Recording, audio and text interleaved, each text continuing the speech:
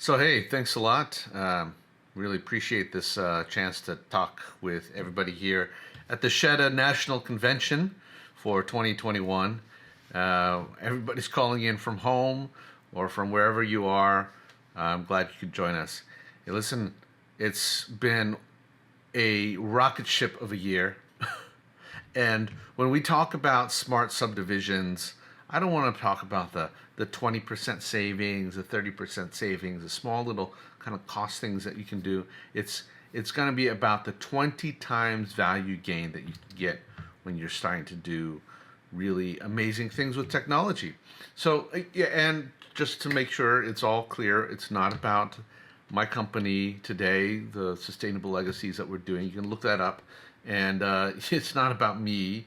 You can look up all the things on LinkedIn. This is about you, developers, the brokers, the designers, and the end consumers in the subdivision housing market all across the Philippines, and you at the intersection of resilience and cities and technology. And I tell you, cities, it's been around for thousands of years, and families have been moving to these places for opportunity, for jobs, right? Often to the places that have the cheapest land value, right next to Pasig River, for example, here in Manila. These were also the most vulnerable places. It's a reason all the haciendas were all taken up in the really nice land, leaving the Benondos and the Ongpin sort of places. But the old version of technology, like building technology and sewers and electricity and so forth, enabled people to make the most of these really dense areas. But of course, then over the centuries, we became detached from land, especially these business communities. And you know what Mark Twain has said, right? By land, they're not making it anymore. So when we're dealing with archipelago nations, especially here in Southeast Asia, here in the Philippines, where we've got, in a couple of years, we're going to be 120 million people, then and across 300,000 square kilometers of land, that comes out to about 2,500 square meters per person. Yeah, when you unpack a place like Manila, right? The city of Manila is one of the densest, if not the densest cities in the world, leaving only 15 square meters per person, right? That's a big difference. And that's why subdivisions occupy such an immense, amazing, and important place in the personal economics of families, especially here in the Philippines, but also all over the world. It sort of creates that middle ground between these big haciendas, big land gentry, and the folks who don't have land. It's a commodification of provenance, the sense of being connected to a place. So when we talk about smart subdivisions, everyone's always asking, what are we talking about? We're talking about prop tech, we're talking about climate tech or infra tech or all these other things, smart cities. Well, some could say that smart subdivisions, the very technical way to think about it is how they are built. Sure, okay, they're houses and lots conceived and built and sold and run and experienced by consumers using customer-centric technology and data. I mean, that's true. That's accurate. But it's more than that, right? I think it's about the outcomes. It's about digital and data-enabled, resilient places for families to grow their well-being. And it's those outcomes that matter. So, three things, right? Smart for developers, smart subdivisions is about harnessing data to save time and capital, to lessen our footprint and impact, be resilient, and grow sort of a customer and asset value.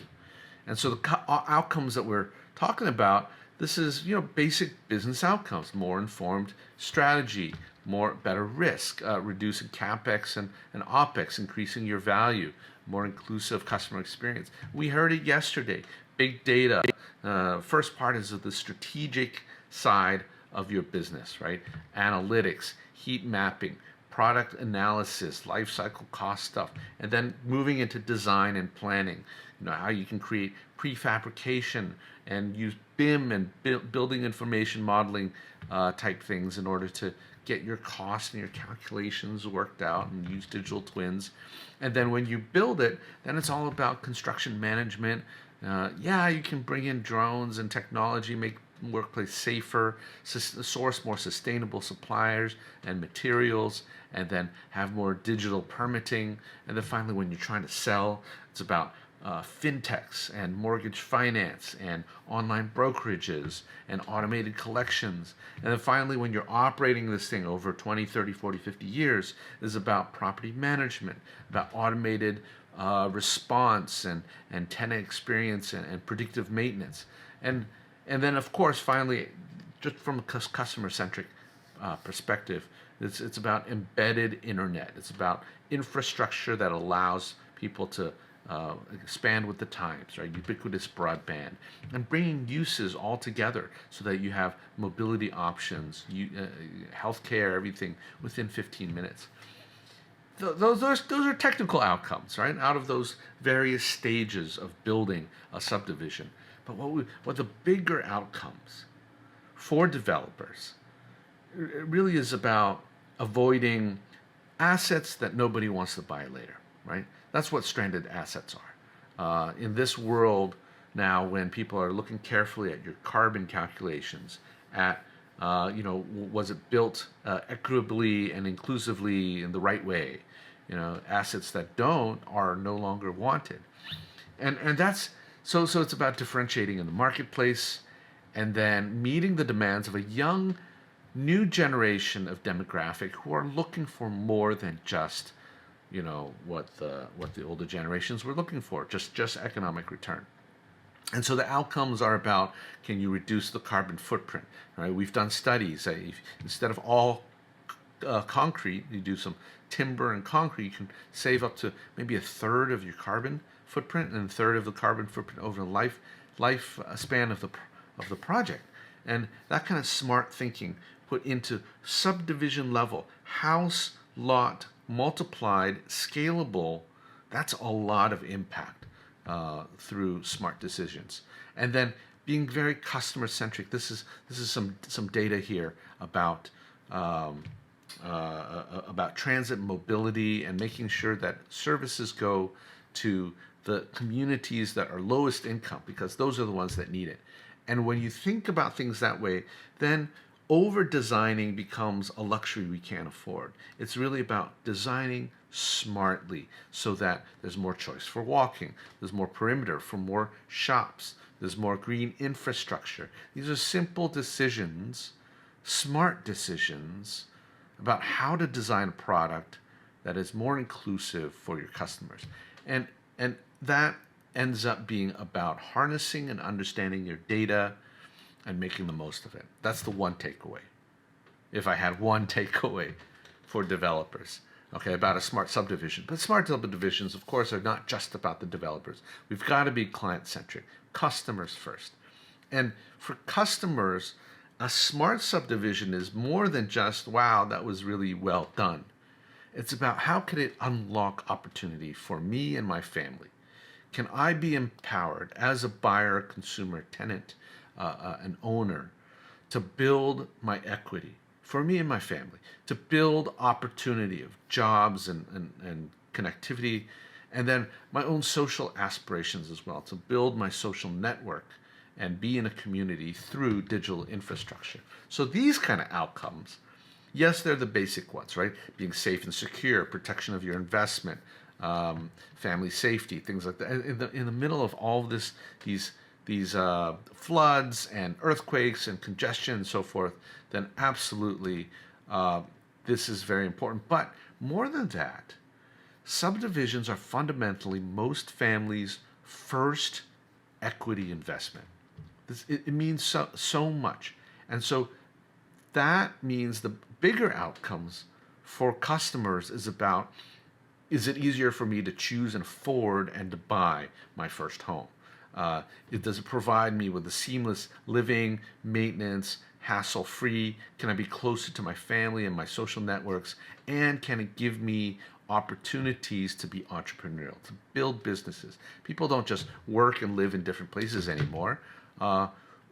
smart subdivisions, they arm this product that we're building to be more than just a static consumable. It is about creating tools, house and lot as a tool to be leveraged by families for greater opportunity and wealth creation. And wealth creation like, fast internet. And what does that mean? It means online work in school. It means reliable business connectivity, even life-saving emergency response. Smart meters, for example, means lower energy bills and higher asset values, the kind of things that really propel equity building for families. Occupancy data, right? That means efficiency of using resources. It's optimized rental rates. It's activities that users really want. And when you're able to monitor these whole communities remotely and discreetly, then personal security doesn't come at the expense of armed guards everywhere, right? Your fault detection and your emergency response can be done with very discreet ways, and it lowers your operating costs. So that one takeaway I have for your consumers, all right, is that a smart subdivision empowers customers through infrastructure, digital infrastructure, to help them be the best they can be. And finally, though, smart subdivisions are not just about us and them and so forth. It's about the nation. It's about the potential to transform this industry and reduce a lot of the frictions that prevent us from really taking off in investability.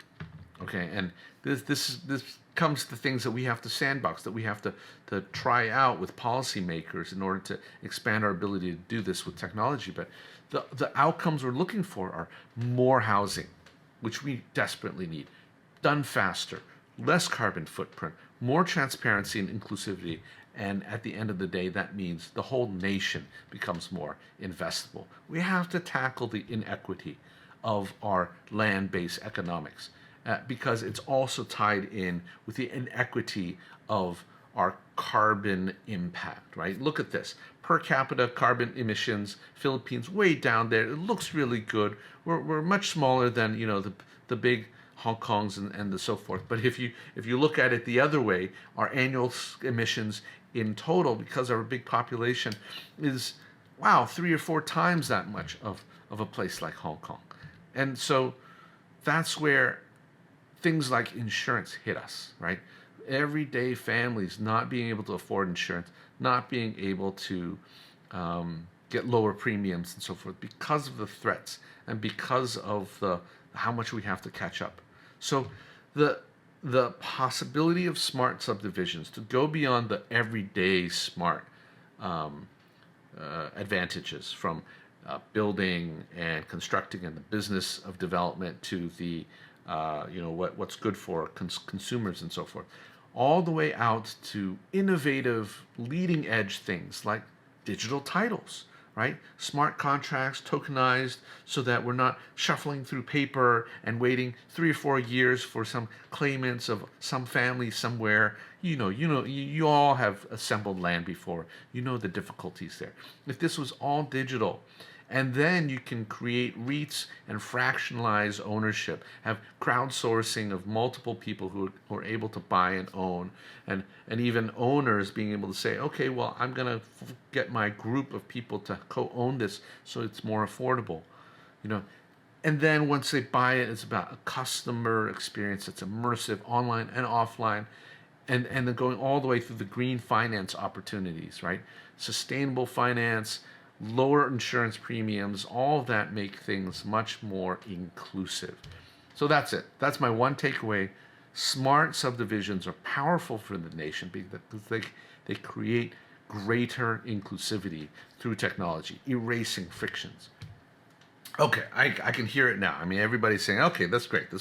But I'm an affordable housing developer. Okay, it all sounds wonderful, science fiction-y. This is out of reach for me and my, say, $1.7 million home, peso home, and all what my target market is looking for. And my message today is that smart subdivisions don't have to be about spending a lot for tech. It's not about the tech, it's not about the how, it's not about the it's about what it unleashes, unlocking earning potential for you and for your customers who live there and therefore can do more with their lives through technology. Okay, I wrote about it inside an article recently in Digital Cities. We're doing City Hack in Hong Kong with ACOM. I based the article on Philip Dick's Do Androids Dream of Electric Sheep? And you might know that because that's behind Blade Runner, the movie, right? So I wrote an article saying why we need to dream of electric unicorns. And you know what unicorn, the billion-dollar company or the billion impact companies. And I bring this up because your subdivisions and your developments, armed with the right digital infrastructure, can enable the creative, the amazing ideas that come out from everyday communities solving everyday issues. And those are billion-dollar issues. Those are billion-person impacts. And people ask me a lot about why I moved to the Philippines and so forth. And I say, look, Philippines is a place where if you want to make an impact and create solutions that are, so this is where all the challenges are. And so I believe this is the decade of Philippine technology, impact technology that's coming out and becoming the next unicorns. And technology enablement where they live, which is in your developments, empowers people. Let's talk about it more. I'm sorry to take up so much of your time, but as president of PropTechPH.org, the consortium of the Philippines with so many, our chair, Emma Imperial, and many of our board members who you've heard over the past couple of days, in collaboration with SHDA, the governors, Stevie, Maya, Rosie, everybody, thank you very much. I'm hoping that we can continue this talk about smart subdivisions and that the agencies who can are able to support and incentivize and create an ecosystem of collaboration so that we can empower communities with technology. Thank you so much.